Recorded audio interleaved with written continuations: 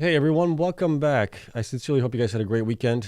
Sunday's upon us again, Sunday night as it is. Bitcoin is getting to new all-time highs. It's come back down a little bit from where it was just about an hour, maybe an hour and a half ago. But we're still up pretty nicely nonetheless. We do have a gap on the CME futures now, which I'm never really happy about. But we do have what we have. We'll talk about that. We'll talk about the miners, how they did on Friday. We didn't do a show on Friday. And then we'll take a look at also Cleanspark latest release from Friday as well about the pricing of their convertible notes. We'll talk about the miners, how they did against Bitcoin this past week, and we'll also take a look at institutions as well. How have they been buying here in the last 6 months and last month as well, in comparison to the stock performance of the miners as well. So we have that, and then we'll get to you guys' Q&A side of things as well, and we'll see where things take us. So let's get into it here without further ado. And not financial advice for entertainment only. Do your own research. As always, full disclosure below that, and hit the like button, subscribe, helps me out tremendously. Let's take a look at what's going on with Bitcoin here right now. Bitcoin did reach 106,000 today, 554 before it came back down a little bit here. We can see that here on. Let's go to the 15-minute chart here. We got there right there. This was at approximately 6:30. This after my time at least. I don't know what your time was for that to happen, but it happened here, and then we pulled back down a little bit. Obviously, the RSI was a little bit high at that point. So we needed a little bit of pullback here. We did get that. We're still looking pretty healthy here on the 15-minute chart, 1 hour chart as well. Got pretty high on the RSI, came back down. We're looking good there. 4 hour chart, same thing. We're looking a little high here on it as of right now. We are at 73. Still can go definitely higher from here, but we might have a little pullback here before the trading day starts tomorrow morning with U.S. Stock markets and all that stuff. We'll see where we go on it. Now, we do also have the CME futures gap here that has presented itself here. It's right between 102,000 and 103,600 or so, something like that. Somewhere around there, we got a gap in here, right? Those gaps like to get filled, not always, like we see here back in 81,000 to 77,000, especially in the bull run. Those gaps can be left open for a period of time before they eventually do get filled. We've seen that in the past as well, where we got to 69,000. There were a couple, like 1 or 2 gaps in there on that run up, and then they got filled when Bitcoin went down to like went down to 15,500. I think it was where it went down to. But yeah, so that's kind of where we are right now with Bitcoin. We should have the Fed lower interest rates by another 25 basis points this week. So that might be another good catalyst for Bitcoin to continue to make its run up. So by the end of the month here, I think we might be at like, I'd be happy if we get to 113,000, which was kind of my guesstimate here for where Bitcoin could possibly get to with the power mining analysis guys, right? Bryce and Anthony, they did that Bitcoin miners challenge on it, and I had Bitcoin at 113,000 by the end of the year. So we're getting close to that right now as it is, and things are looking like we might get maybe even above that. But we got, what do we got? Maybe 10 days left of trading or something like that in the U.S. stock market for the end of the year. So we don't have a lot of days left. That's what I'm saying. We might go up this week, and then next week, the following week, we might go down a little bit here. Profit taking happening. We'll see if that plays out that way as well. But the miners, for the most part, didn't do too well on Friday. Bitcoin was, let's see here, Bitcoin was down on Friday as well. It was down just a little bit here. Oh, that's Thursday, Friday. Sorry, it was up a little bit on it. And why am I only seeing here Monday? Where's Friday? Oh, that's CME futures. Duh. Okay, I got to go back here. Yeah. On Friday, it was up a little bit here. It was up 1.4%. The miners didn't do that well. Excuse me. Bitfarms was down. BitDeer, Cypher, Cleanspark were all down. CORZ was up just a little bit. Hive was down. Hub was up just slightly, but I mean, barely up. IREN was down as well. Mara was up a little bit. And then Riot was up nicely, 5.35%. Wolf was down quite a bit, 6.51% from it on Friday. We'll see how the miners do tomorrow. Bitcoin being where it's at right now. We'll see if we fill that gap that we have on the CME futures. If not, we might go up higher. And then the miners, we'll see how the miners do. And I think it's going to be dependent on where Bitcoin actually goes. Okay, so that's it for those guys here really quick. The network hash rate also reached a new all-time high here. Nope, not that one. I wanted this one. On the 7-day average, we got up to 801 exahash here on it. And that's kind of where I was saying the network hash rate is going to end up towards the end of the year, around 800 to 900 exahash. And this, I was saying that since the beginning of the year. And it looks like it's playing out the way I thought it was going to play out. which I'm really happy with that, being able to see that that far in advance a little bit here. On the 1 day here, we peaked, it looks like, on November 18th at 889 exahash, and just recently we got up to 878 exahash in the daily, but on the 30-day average, we're going up even more. You can see this nice little spike here that we saw here. 762 exahash is the average on the 30-day average. Wow, can't talk. But that's going to be, that's always I wouldn't say a concern. It's a reality that we have to live with the miners. As the network hash rate increases, we're going to have difficulty increase as well, which then results in less revenue unless they are actually growing, right? Or less Bitcoin being mined unless they are growing. With Bitcoin going up in value, that's still going to generate them more revenue here going forward. So yeah, that is it on that. Let's get into really quick here on how Bitcoin is doing here for the month of December so far, with it being up a little bit here today. Let me refresh this really quick. We are up 9% for the month so far in December. So a lot better than we were just a couple of days ago, where we were actually in the red a little bit. So 9% up is good. It's not as great as we've seen in the past here, but we'll take it, right? Any green month is a good month for us. And we still have some, probably 2.5 weeks of regular Bitcoin trading, but about 10 days or so with the U.S. stock market trading. So we'll see where we end up on December for the end of the month, end of the year. I know. Okay, next here, really story that we do have here is Cleanspark announces their pricing of the 550 million convertible notes. Those are going to be here at 0% convertible notes, senior notes offering. There is a 20% conversion premium, and the capped calls connection. Where is the other part of it here? Someplace else. Okay, there it is. Capped call transactions entered into connection with the convertible notes with an initial cap price of $24.66 per share of company's common stock, which represents 100% premium to the closing price of common stock on December 12th, 2024. So that was Thursday, I believe. And they're going to repurchase approximately 145 million shares of the common stocks from investors in the convertible notes. Okay. And then the proceeds are going to be used for repayments in full amounts outstanding. So to the line of credit of Coinbase, capital expenditure, acquisitions, and general corporate purposes. So the same kind of stuff that we heard there, but at least we know that it's at 0%, which is really good. And we'll have dilution further down the road when this does happen. But they're buying some shares back from it, so it should reduce some of the dilution there, at least a little bit. Okay, so this is all good news. Going into our charts here, institutions buying on the 1 and 6 month here time frame. I updated this today with the latest data that we do have for the guys, for all the miners here actually. And what we like to look at is the percentage, stock percentage change from 6 months ago, right? So how did that change? How did the institutions add shares or decrease shares? And we can see that Marathon price has increased about 14.5%. Institutions did buy about 55 million shares of them. That's a huge amount there, right? And that is, with them buying that much, I would have thought the stock would have done better. Is it retail that's not getting into it, that hasn't really pushed the stock forward more? That could be it. Hut 8 here, you can see the stock is up 82%, while institutions have bought about 26 million shares. CORZ is up 67%, and institutions bought a lot, 121 million shares of them. They are the most owned by institutions right now, based on my numbers that I have for them. Hive is up only 23%, and the institutions actually sold out of them, so it looks like retail is buying into them. IREN was up 16% here in the last 6 months, and institutions added 27 million. So that's also kind of surprising there. TeraWolf, 58% increase. Institutions bought a ton there as well, 104 million shares. Cypher, 47% increase in price, with 53 million shares being added also. So that kind of coincides with that, maybe a little bit better. BitDeer up 103%. Institutions only bought 10 million shares, right?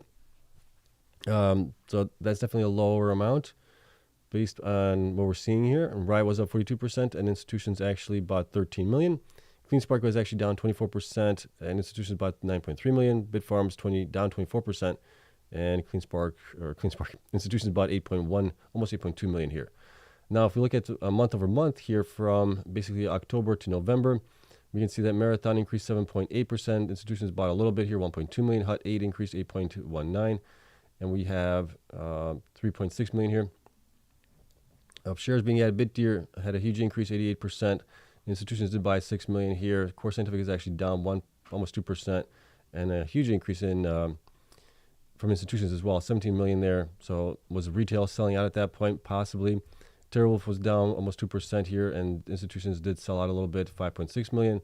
Hive was down 14. Institutions sold just a little bit, 370,000. Iris was up 22.8, and institutions actually sold out quite a bit, 25 million shares. Looks like less, based on the numbers that I'm seeing here with the data from Webull. And then Cypher was down 7.5, and institutions bought 7 million. Bitfarms was down 14. Institutions sold off about 8.6. Cleanspark was down 14%, and institutions bought 3.4. Riot was up 5%, and institutions actually sold 670,000. It's kind of interesting to take a look at that, as always, see where the smarter heads are possibly investing in compared to us, our dumb heads, right? Retail.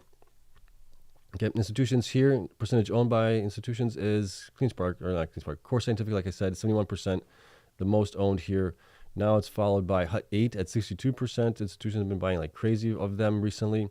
Marathon at 54%, third one here as the most.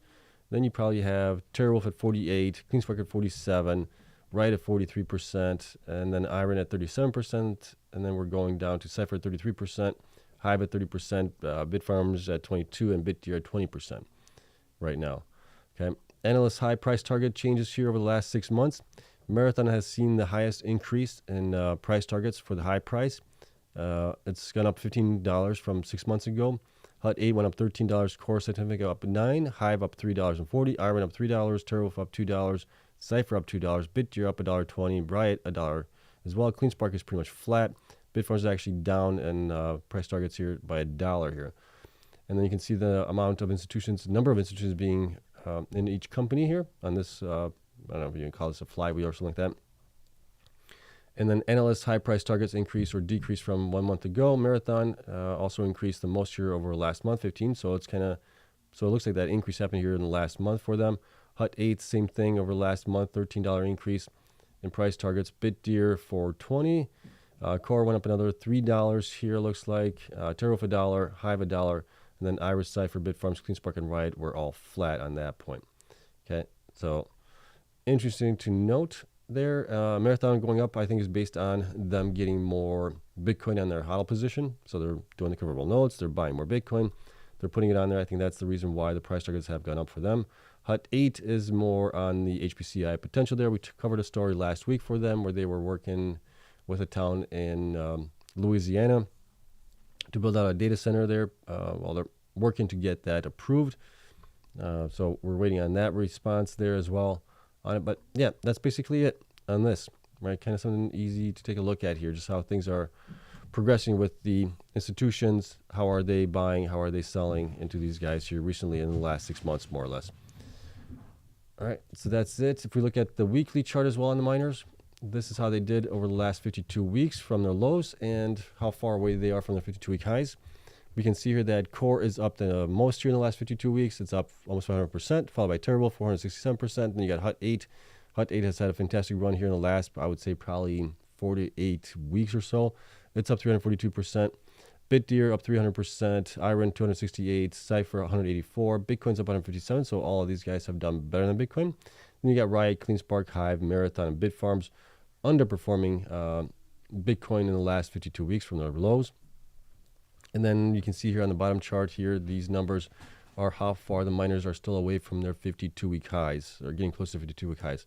Cleanspark and Bitfarms are still the furthest away from those targets. And you got as well Marathon, Hive, and Riot quite a ways away. And then you got TeraWolf also being down 24% from its 52-week highs here recently. Now, as far as how did the miners do here last week? Well, if we look at that, we got Bitcoin being down 1%. We got basically BitDeer and Riot almost being basically flat on the week. And then everybody else has underperformed Bitcoin here. Core being down 8%, Hut down 10, Hive down 12, TeraWolf down 13, Cypher down 14, along with Marathon, IREN down 15, Bitfarms down 16, Cleanspark down 20%. So we'll see how these guys do in this week. If we look at the 4 weeks chart, we can see that Bitcoin at that point is basically flat at 0%. For last week, right? This is not where we are right now.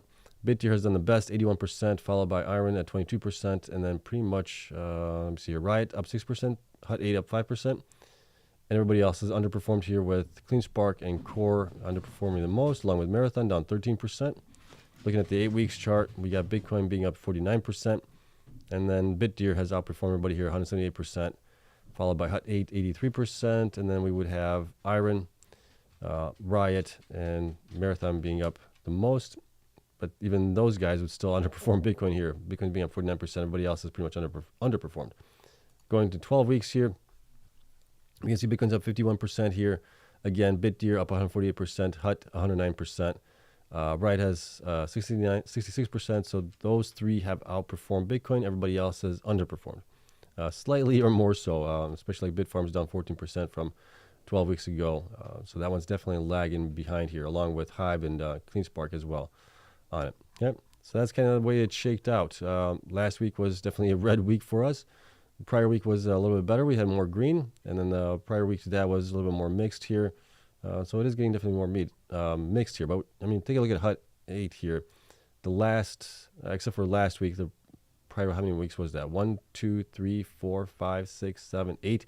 8 weeks of constant buying and increasing in shares there. By whether it's retail, institutions, I'm guessing it's more on the institution side of things, but that has definitely been increasing here for them. That's why they've done so well here. Who else has done pretty well here recently? In 12 weeks, BitDeer. Let's take a look at BitDeer really quick as well. BTC, why do I not have BitDeer in here? Bitfarms, Cleanspark, CORZ, Hive, Hut 8, IREN, Mara, right? What? Yeah, I'm missing BitDeer in here. I'll have to add that one into it. That is strange. Okay. I'll add that one into it to see how that one has been doing as well, but it's kind of nice to see how that has been progressing. All right. So that is it on it all. Bitcoin is, well, reaching new all-time highs. We still have a couple more days to go before the end of the year. Where will we get to? Can we get to 120,000 before the end of the year? I think it's possible. I'm still targeting 113,000 by the end of the year, and we'll see if we can get to that as well. I would be extremely surprised if we get to like 113,000 within like $500 of that. That would be pretty wild, considering that I ran the numbers on that probably now, 3 months ago, something like that. Just based on the cycles that we've had and everything else, we'll see how close we get to that 113 mark on it. All right, that is it. Spreadsheets are available to Patreon members. I will get this out to you guys later on tonight. If not tonight, I will get that out to you guys tomorrow sometime, depending on what time we finish up with the Q&A and everything else. But yeah, link for that is down in the description. If you guys want to join, $8 a month. If you might be lucky enough to find a couple spots that are still open at like $4 or $5, jump in on those, grab those. Those are definitely nice savings there. All right, that's it. Let's get into Q&A side of things. See what you guys have to say. As always, if you guys could preface the questions with a Q or a question mark, and then I'll try to get through all the questions. I'm going to scroll up a little bit, so bear with me. I will get to your questions. They might be a little bit delayed, but I will try to get to all your guys' questions here. And I'm just going to start. I'm looking for a question here. I'm going to start with probably Razgul. Here we go. That seems like kind of middle of the pack here. Question: did I need to sell my Riot stocks when it my average 1550 price and buy back at a lower price? You could have dollar cost average into it some more. I don't know if you had to sell it, but that's something up to you, right? I haven't sold. I have sold some of these guys here to reposition into other things as well, because I was up nicely on them. But other than that, I've been dollar cost averaging into them. All right. Hi Seb, BTC all-time high. What's the time frame looking for miners to start moving high? Do you think that ETF MicroStrategy has changed the game this cycle? Thanks again. I don't know exactly when they're going to start moving, right? They could be moving tomorrow. They could be moving next week or the following week, whatever that might be. Might be not until 2025, early on. We don't know, but eventually I think they will move. They have to move, right? It's just basic common sense and math that dictates that they should move, especially when Bitcoin gets to 150,000, 200,000 at that point. I mean, if they're mining Bitcoin at a break-even price around 60,000 or 40,000, wouldn't be 40,000, but like 60,000, especially as the network hash rate increases up, right? But if they're mining it right around there, break even for all cash expenses and things like that, even at 70,000, if you get Bitcoin at 150,000, 200,000, they're making right at that point 50% profit margins, right? If my math is right, even higher, 75% at the higher end. So they should definitely move up. And when they do move, it's going to be explosive. I think it's just they're going to get repriced because of that revenue, and the profit margin is going to be so good for them. I mean, if your Bitcoin goes to 250,000, I mean, yeah, all bets are going to be off, and it could be a quick reprisal on those things. And then as far as has the cycle changed, the only way we would know that the cycle has changed if Bitcoin gets to like 150,000, 200,000, 250,000, and the miners are still, in these levels being up maybe 50% from where they are right now. Then we could possibly say, yeah, the cycle has changed. Sebastian, what do you see network hash rate being next year? I haven't run the data on it yet or the analysis on it yet. I'm waiting for the miners to come out with what are their game plan for next year as far as where do they plan on growing to. Based on that, I think I can get pretty close to what the overall network is going to be like. I'm got pretty close here with this year's target, right? With 800 to 900. That's kind of my part where I was thinking it was going to go. So it's kind of low, definitely on the lower part. But it came pretty close to that, and we'll see where it actually ends up at. But I mean, next year, these guys, the thing that makes me think it's going to go much higher, I think we could be possibly at like what is that going to be? 1.2, not exahash. What's after exahash? I can't remember what the next phrase for it is, but it could be like 1,200 exahash by the end of the year to like 1,500 exahash, somewhere around there, at least right now, what I'm thinking. And the reason for that is the miners are getting more efficient. They're getting faster. You can plug less of those in to get a 1 exahash.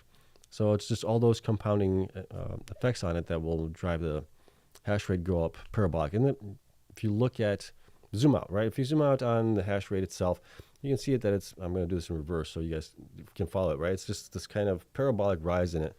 And I think that's going to continue on as we get into like 3 nanometer chips, then down the road 2 nanometer chips. All that stuff is going to be in making the miners much, much more efficient. All right, let's see. How red and shorted do we expect to get tomorrow? Depending what Bitcoin does, yeah. I mean, we could be coming down to fill that gap on the CME futures. We'll wait and see what happens with it. Miners could take off in the morning and then fall back down. So, yeah, the powers that be do not like Bitcoin running in the after hours when they're not in control. Hi, Seb. Which is the most profitable miner, HPC, HODL, profit? Which factors is important for share price to go up? I think, to be honest with you guys, I think it's a combination of maybe all of those, operations, things like that, cost to mine as well, right? All those things are factors, but sometimes you just get one good news story from one of these guys, and the stock is going to run. So all you need is one good press release, and it's off to the races at that point. Even if their operations haven't been the best, they fumbled in the past as well, whatever they might be, just one good news story, and that's going to take off for them. But I still think HODL is going to be important, right?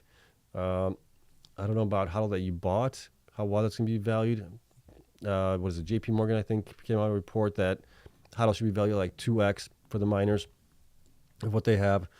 Okay. But I also think the miners that are good operators have low cost of operations for break even on Bitcoin price. And then Bitcoin going up in value, those guys should probably get a little bit of a premium because they're going to be, the profit margin is going to be fatter at that point. So they should catch a little bit of premium, but we'll see if that's the case on it. And yeah, I'm still excited for the next couple of months here to see where things go. And I'll be happily selling as things go up. Okay. Seb, what will be the trigger point for you to sell all of your Bitfarms shares? Oh gosh, good question. Geez. I don't know. I mean, if they don't do the purchase of Stronghold, right? If something goes awry there, maybe that'd be one catalyst. If we don't see continued increases in hash rate, where they stumble for a number of months where they got nothing without a really good explanation there, that could be another catalyst there. Okay. Seb, are we still waiting for some Bitfarms news? I mean, the Bitfarms news that we're waiting on now is going to be in the first quarter of 2025 with them buying out Stronghold. But what will they do with that? What other news are we waiting on? We're waiting on possibly some news on what's going on with the miners, right? Are those getting installed in Stronghold? How was their hash rate growth here in December as well? Just continuation of operational updates for them, I guess. Okay, what else do we have here? Hi Seb, question. There is a rumor that Hut 8 is partnering with Meta to build a 12 billion data center. Why would a $1 trillion company like Meta need Hut 8 to build a data center? I mean, that is a fair question. I ask that question a lot, all the time. Could they be, I mean, they could go in at it alone, but I think the reason that there's a rumor around it is because Meta has said that they are looking to get into Louisiana as well. And Hut 8, went into one of the cities there. I can't remember the parish or the city name there. To propose a change in the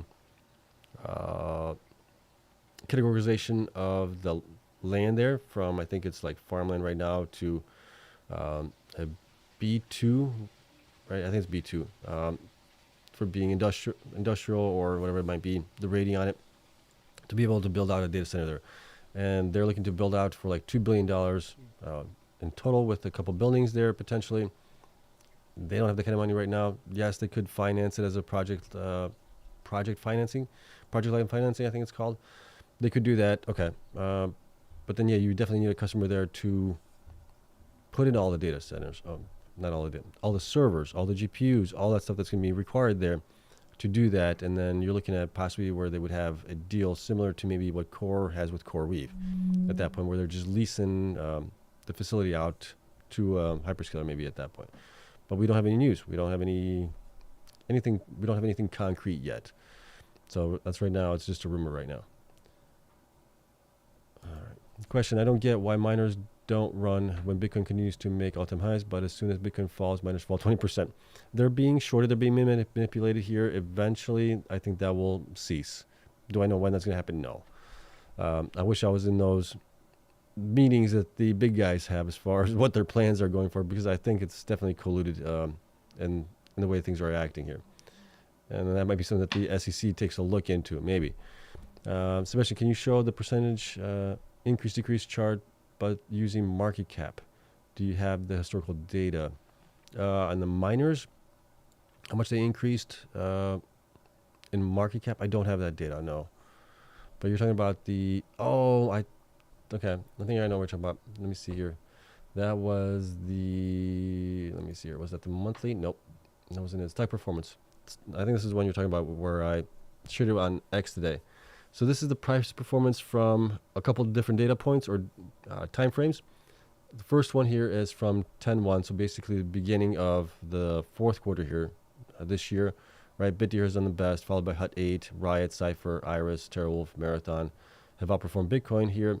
If we look at from the beginning of the second half of this year, you have BitTF, Hut 8, Core outperformed Bitcoin. Everybody else has pretty much underperformed Bitcoin here. And then if you got from the beginning of this year, you got CORZ Scientific outperforming everybody, TeraWolf, BitTF, Hut 8, Bitcoin is 101% up, and then you got everybody else underperforming here.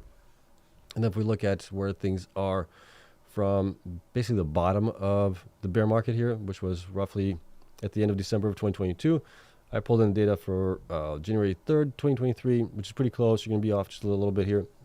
But IREN was up the most here, 1,001%. So basically a 10x if you bought it back then.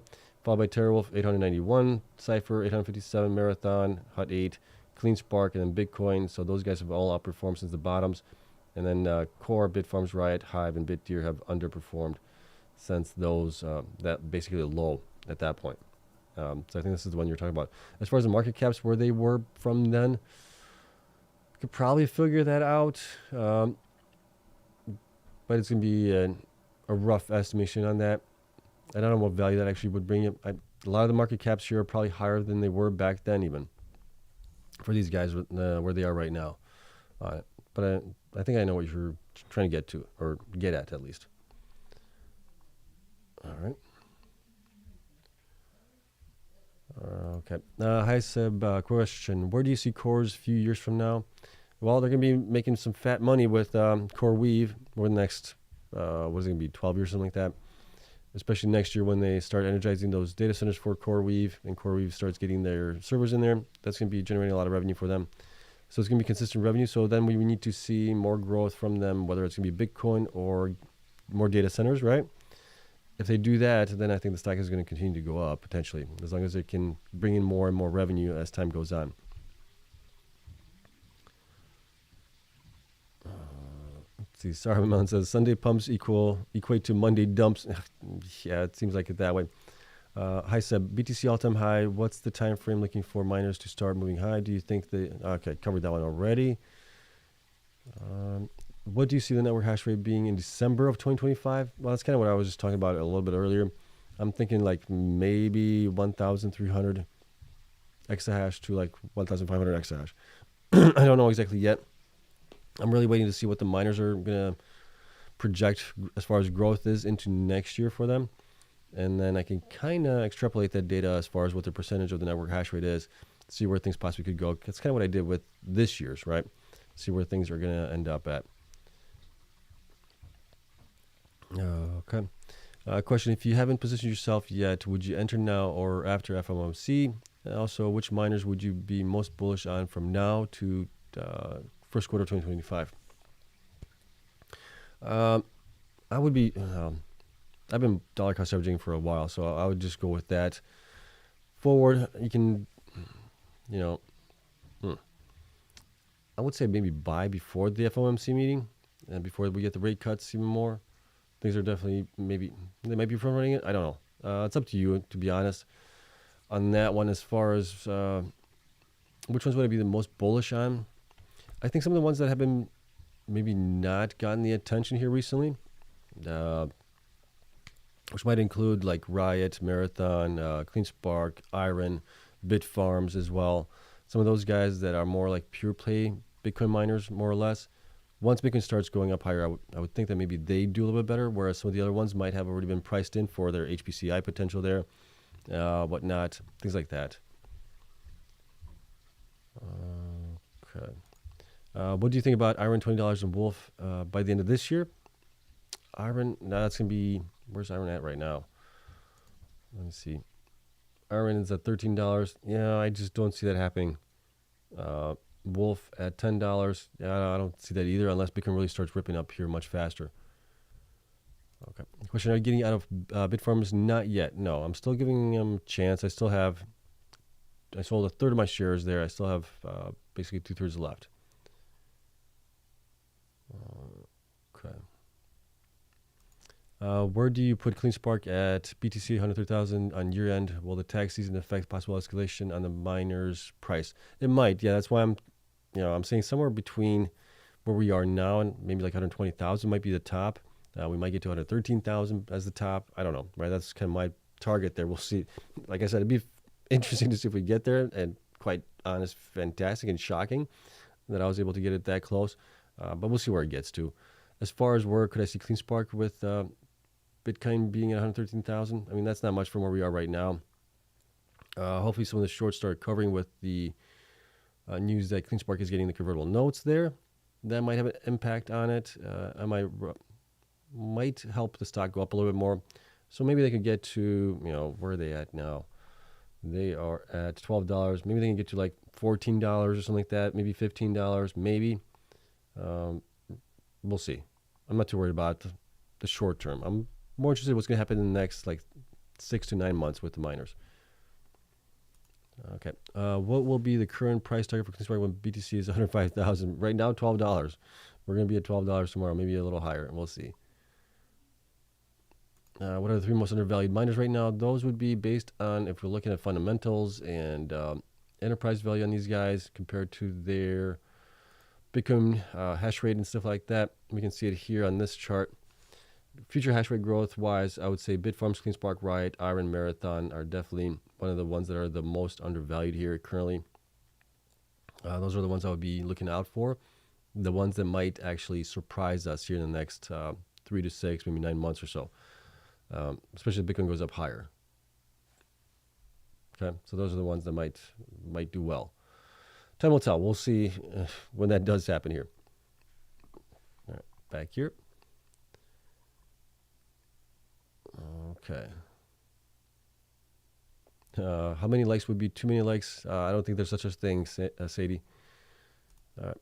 Hey Seb, thanks for the insight. And like always, curious what your financial background is and where you learn to analyze the market like you do. Always appreciate the way you look at the sector. Oh, you're very welcome.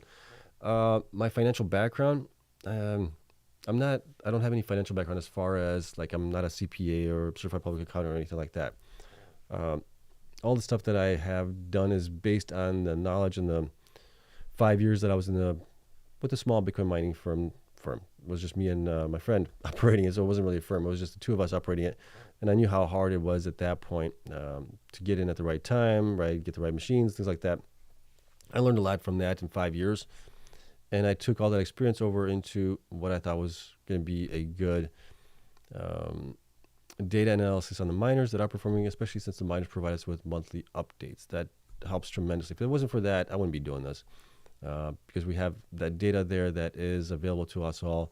We can crunch the numbers on it, see how they are doing, and that provides things going forward. So then I also looked at how did the miners do in the previous cycles as far as gains are concerned. What was their more or less average PE ratios based on what was happening? So I did that, and then just looking at the numbers for it and running some analysis on the numbers and seeing where things might actually end up at. That's kind of my background there. I do have a bachelor's degree in computer information systems, and I do have a master's degree in business administration as well. So I do have some knowledge as far as accounting is concerned and financial, but it's not like I have 15 or 20 years on it. So if I have any questions, I usually go to like Anthony Powers and ask him because he's got the experience there for it. So it's kind of like where I go there. And so that's always great to have friends in the industry that you can lean on a little bit there. Okay. All right. Let's see. What could be price target for Hive this cycle? I mean, right now, I still think that they are undervalued from where they really should be. If we look at Hive here really quick, based on just the last month's numbers for them, right, multiplying it times 12, I'm in between 676 and 1014. That does not include any HODL or anything like that they have, or for any company that I do this for. This is just based on their revenue generation from mining operations, right? So if they can just maintain that, that's kind of where I would see them. Excuse me. They're at $3.81. Yes, they're undervalued. They're way undervalued from where they should be. And I think they'll do great, right? They should at least get to those numbers, if not a little bit higher than that, maybe. Okay. And my throat's starting to get really dry. What else? Okay, talked about that.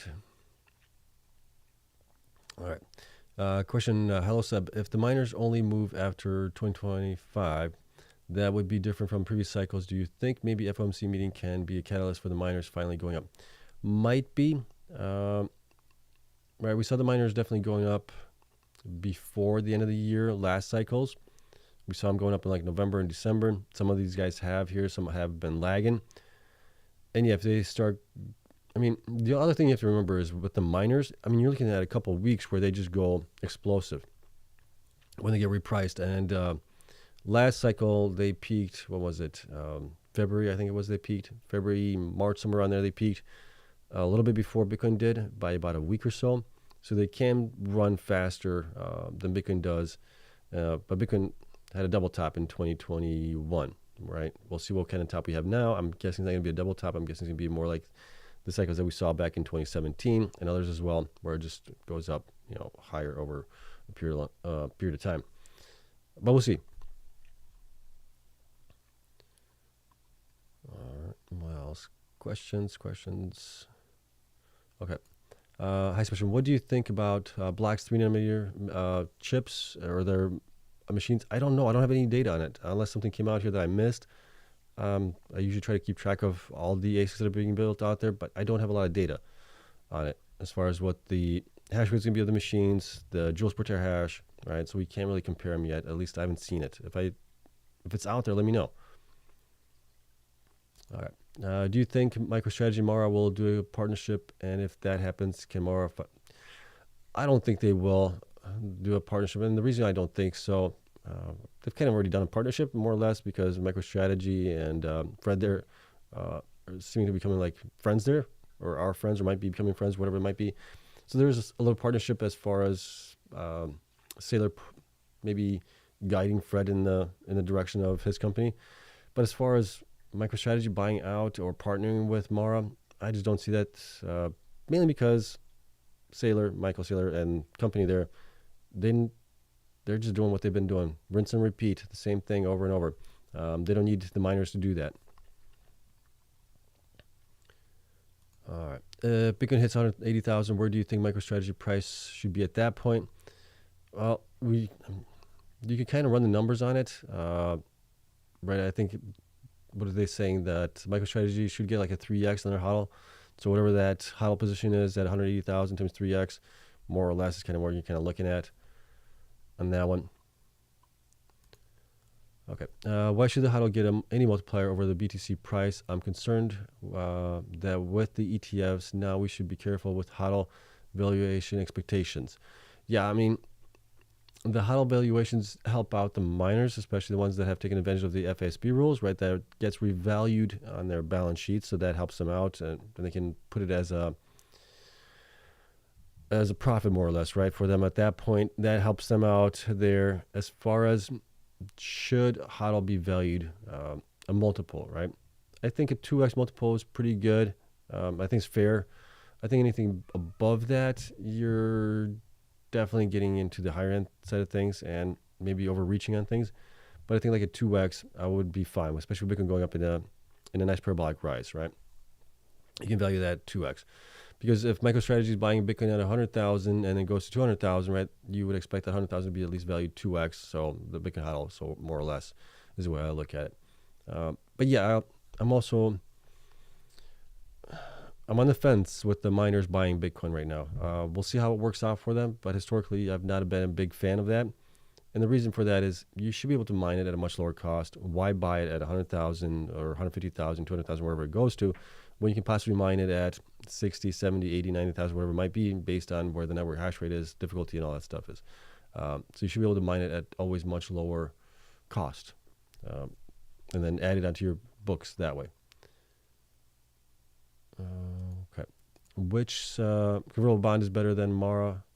Is better Mara, Riot, or Cleanspark? Geez, I don't know. I know both Mara and Cleanspark got 0, right? Riot, I think, got some percentage points there to them. I think, correct me if I'm wrong there, but I'm going off memory here. But I think they're all about the same. The only thing that, I'm going off memory here, correct me if I'm wrong again, but I think Marathon didn't have to do any share buybacks. Correct me if I'm wrong on there. I could be wrong. Okay. No. All right. Would you trade one Bitcoin for 1,834 IBIT to make a higher percentage gain to buy more sats, or would you buy now if you sold sats to reach higher percentage? Oh gosh, I don't know.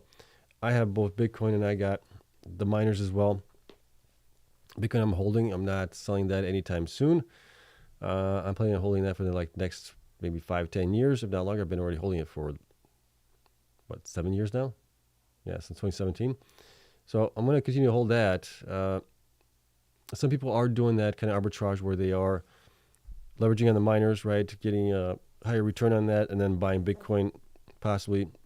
But the only thing is, what if Bitcoin doesn't have another bear market? What if it just continues to go up? That's my concern there. Let's see. Miner Degen says, I expect the HODL miners to finish tomorrow flat red. Okay. Yeah, we'll see. Okay. Bitcoin seasonally sells off in March, April, like in 2021, 2024. Do you believe this will happen in 2025? March, tax payments in the U.S. due April 15th. Every year, sell in May, go away. It could be. But if we look at let me see, where is it at? There it is. Okay, let's take a look at this chart here. All right, so if you're talking about selling in March, yeah, I mean, historically, March has not been great here for us. 2018, 2017, 2016, 2015, 2014 were bad March years. But then we've also had some good years there. And then we've had in April, kind of mixed. I think it's more green than red. So I don't know if that's actually the case there. If we look at the cycles like they are, let's say going back to 2015, 2016, right, which this kind of looks like here. 2015, 2016, we're in the green. 2023, 2024, we were in the green as well. And then we're seeing the same kind of, right, green months here happening here. I mean, it's looking pretty similar to that cycle there. If this repeats here, we could have a down January here, being down just a little bit here, it looks like, based on January in 2017, which would be our 2025. February should be good. March, we might have a sell-off, like you're saying, maybe. And then check this out. April, May, June, July, August, all in the green. We had September that was in the red a little bit here, but then the rest of the year was in the green.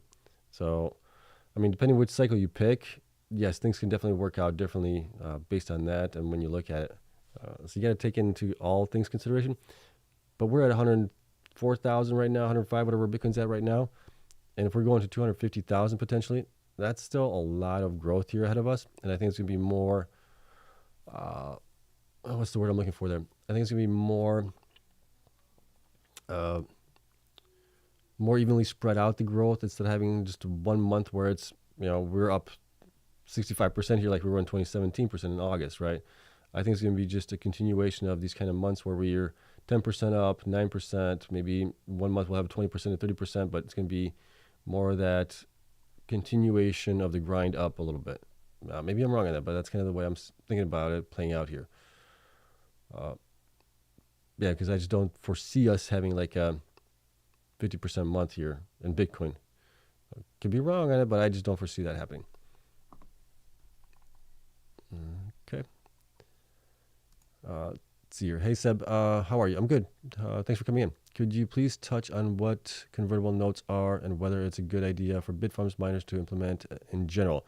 In general, I think it is good. Convertible notes are notes that will eventually vest or will be bought back. Either it's the company buys them back from the shareholders or we'll have dilution paid out in shares. And that's basically a delayed dilution mechanism on those things, right? Depending where we are, and a lot of them are pushed out 5 years, 4 years, 6 years, whatever it might be. I think that's good because it gives them cash right away, right now, to build out. Possibly some are using it to buy Bitcoin as well. That's yet to be seen how that plays out. But in general, from people I've talked to and everything else, they feel it is a good thing. It also takes some of the short players out of the game a little bit, possibly. And it helps the stock in the short-term interim part of it as well. So I think it is a good thing. But you're going to get dilution one way or another, I think, because I doubt some of these companies that are going to be, or you have the can kick down the road where you have another convertible note down the road that pays off the prior one, right? If the market cap is higher of the company in the future than where it is now. So they might do that where you get another convertible note, you pay off the previous note holders, and then you add on top of that as well. So you can just continue to do that, kind of like what MicroStrategy is doing. Okay. Let's see. Question: does the increase in institutional buying in HUT remind you of the institutional buying in CORZ prior to the CoreWeave announcement? No, the institutions were not buying prior to that. Institutions were actually running for the door for the most part with CORZ. They just came out of Chapter 11 bankruptcy at that point, right? And then like a couple months, 3 months later, 4 months later, something like that, they came out with the announcement with CoreWeave. So that was a different story. And then once that came out, that's when the institutions kind of got into them. Okay. Hey, so are you going to do your monthly miner rankings for November or have you already? I have done that already. I did pull in all the numbers for the quarterly results. It's a little late now, right? We're almost done with Q4, but I finally got that done because Cleanspark provided their numbers last week, I think it was, early last week. So I finally did all that. We'll be talking about that tomorrow's video on the quarterly results as far as the metrics and things like that and see which ones came out on top. Let's see. Does Cleanspark own all their energy infrastructure? If so, how much gigawatts do they own? Yes, they do own it. And what is it like? I'm going off memory here, so you guys can correct me. But I think it's over 700 megawatts right now, I think. You can probably find that on their presentation deck, I think. Okay. Going down here. What else we got here? question. Okay. Ron asks a question. What advantage does the HPCI exposure give a miner and its shareholders? Curious about the advantages for Bitfarms and the Stronghold acquisition. Okay. So the original thought process was, and I don't know how good it is of a thought process, but basically HPCI commands higher revenue per megawatts compared to what Bitcoin does at the price where Bitcoin was about 6 months ago, right? But one of the things that we're seeing here is the HPC, whether it's the H100s or the H200 from NVIDIA, right? This GPUs there, those are over time generating less revenue as we're seeing it, and it's increasing the ROI timeframe on those things. So if you're buying those things, you're looking at now north of 2 years for an ROI return to like 3 years. So that's not really that great. So I'm not a big fan of the miners getting into that, trying to buy those a lot of those at least. A lot of these guys are playing in this space. Yes, they're testing the waters more or less, trying to figure this stuff out because it is so early on. But I think the deals like what Core has with CoreWeave, I think those are really good because you're basically just renting out, leasing out data center space for a hyperscaler, right? CoreWeave is going to become a hyperscaler more or less. That's kind of what they're looking to do.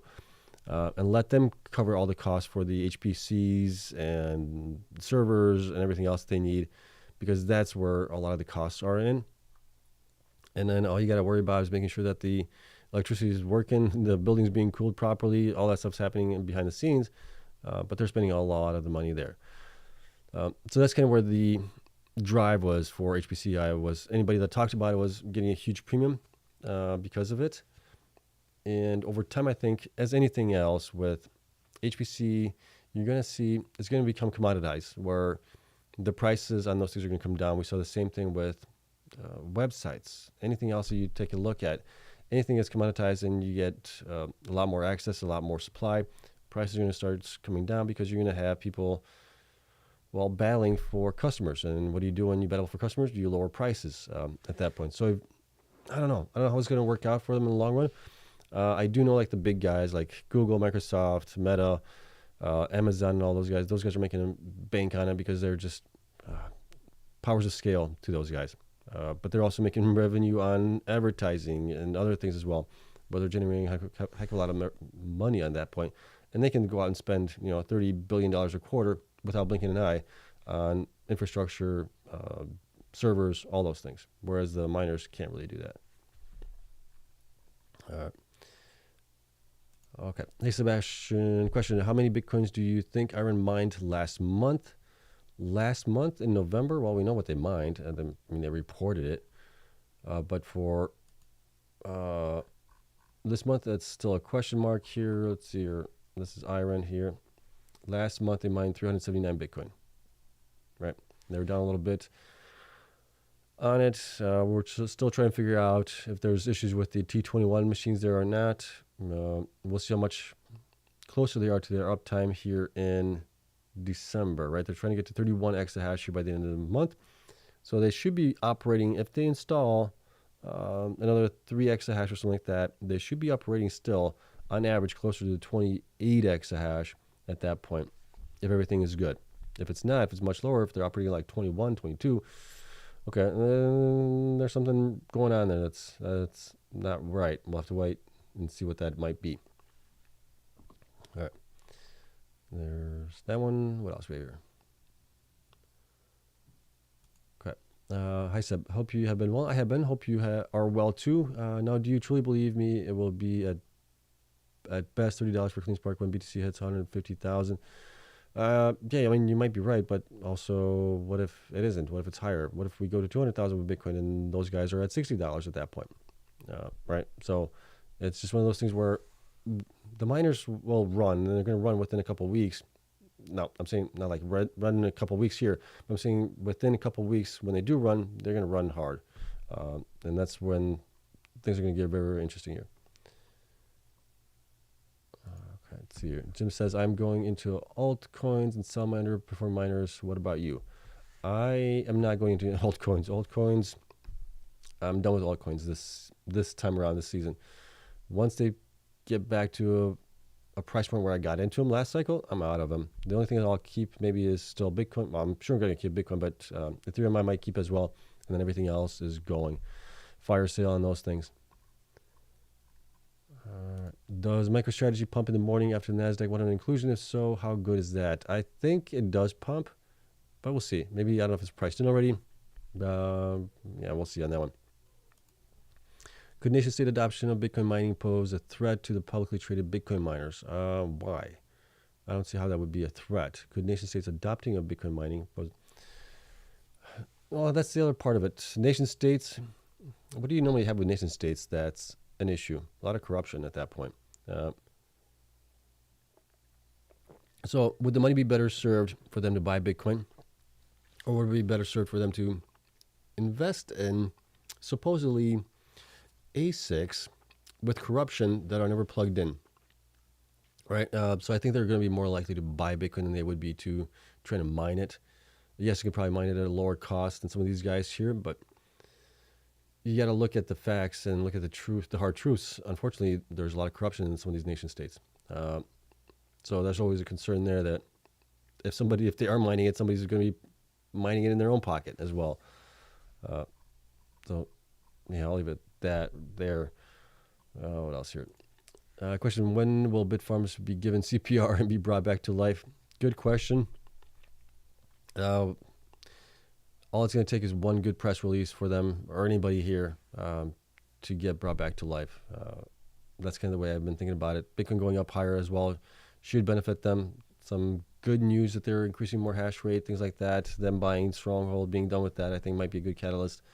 If they're done with the ATM, they should come out and say, we're done with the ATM, we're fully funded to 21 exahash, whatever it might be. Those types of things. All right, next question here. Historically, when will Cleanspark release their first quarter results and conference call? Their first quarter, they should release that in February. Like within the first 2 weeks, I think, of February, they should release those Q1 numbers.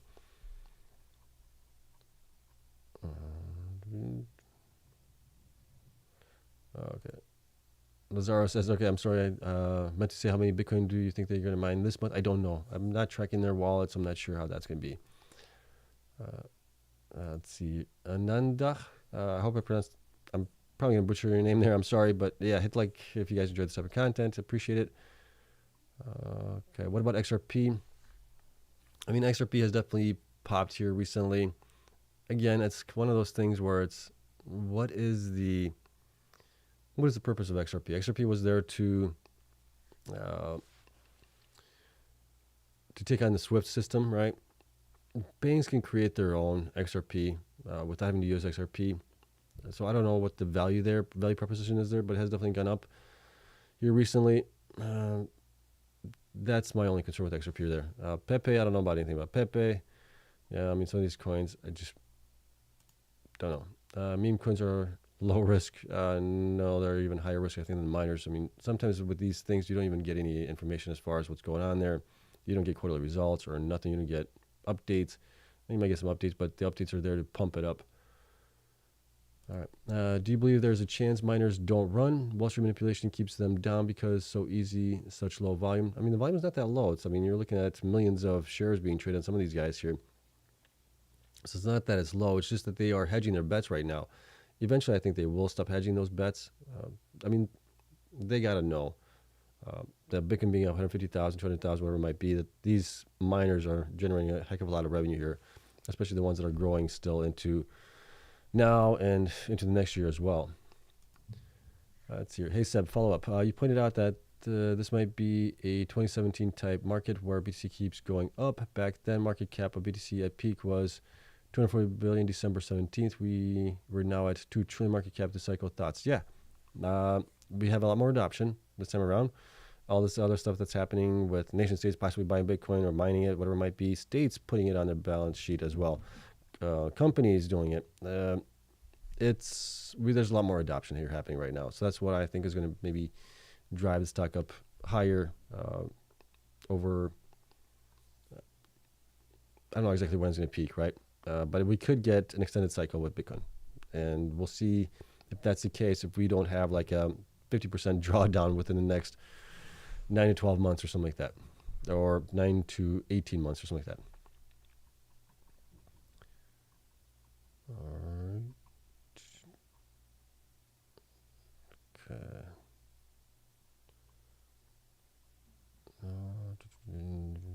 Let's see. Don't ask. Have you looked at gold miners to compare their prior runs against Bitcoin miners? Seems gold miners had a run first listing cycle, then never again. Well, that's you can't compare gold miners to Bitcoin miners. Gold historically has never had.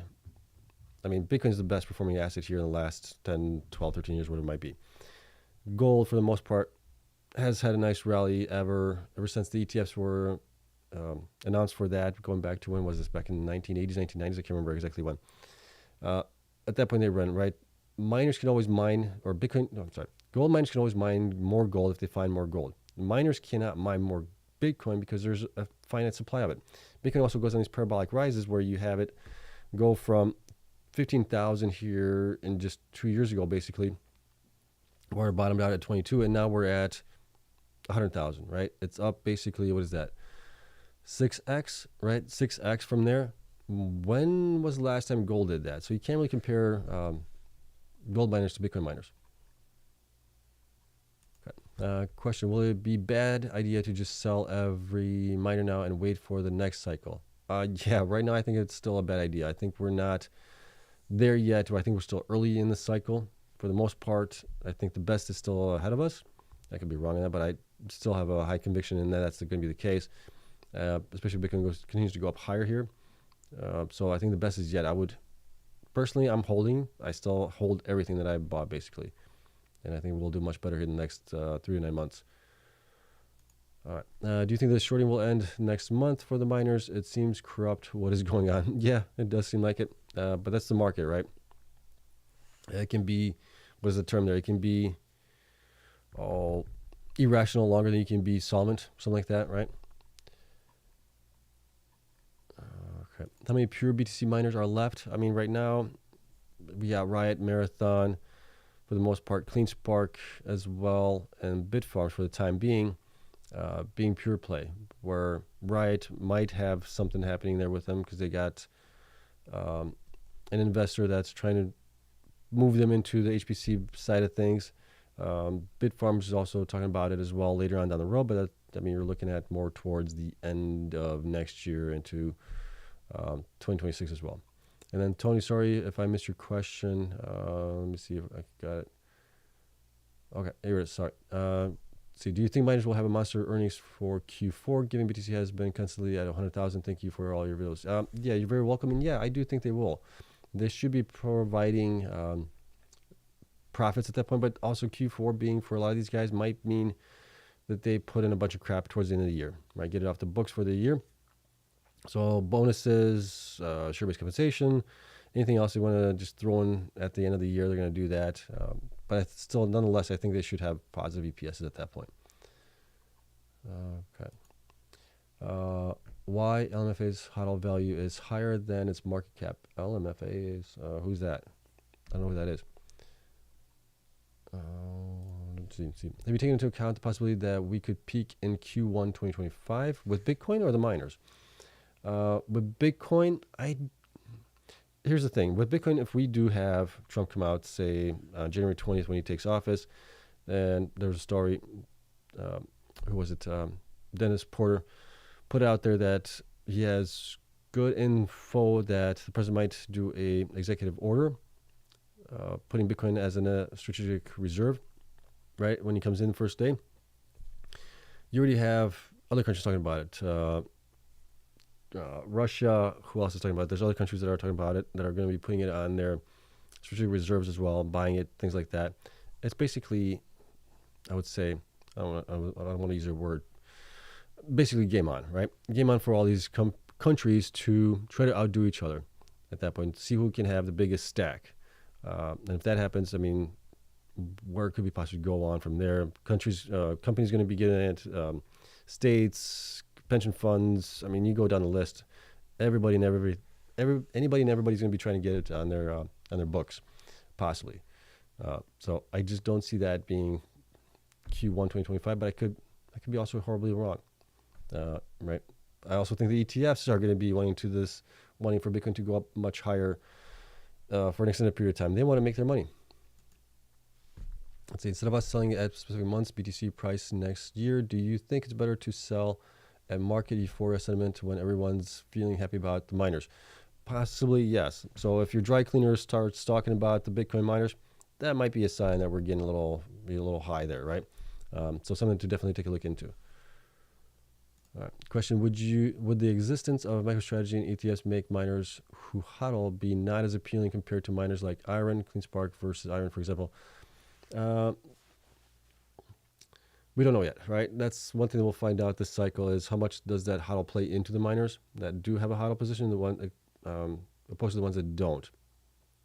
The ones that hodl typically do dilute more, right? Because they're hodling it, they're not selling it, they're to fund their operations or growth, whatever it might be.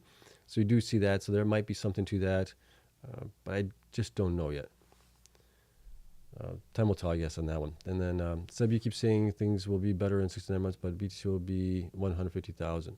If it is 150,000, it is 150,000, right? Then I'm wrong about it. Everybody else is wrong about it. That's saying that Bitcoin's going much higher, right? My original target for Bitcoin here this cycle was 180,000, without knowing that Trump was going to win again, without all the talk about nation states buying it, making a Bitcoin reserve, making Bitcoin as a reserve as well. None of that stuff was in my mind going back now, probably 2 years to where we bottomed out and where I was looking at where possibly Bitcoin could go. So if we get to 150,000, I think that is still low, but I could be wrong on it, right? I mean, we're just going off of, we all have our thoughts, we all have our feelings on where things could possibly go based on what we've seen here, what we're hearing. But yeah, I could be wrong, but I just don't see it. All right, I think we are all caught up here and we're going on an hour. So we'll call it a day here, everyone. We'll see what happens tomorrow. Tomorrow's Monday, brand new week. We got a full week, and then the next 2 weeks are going to be much, much different here.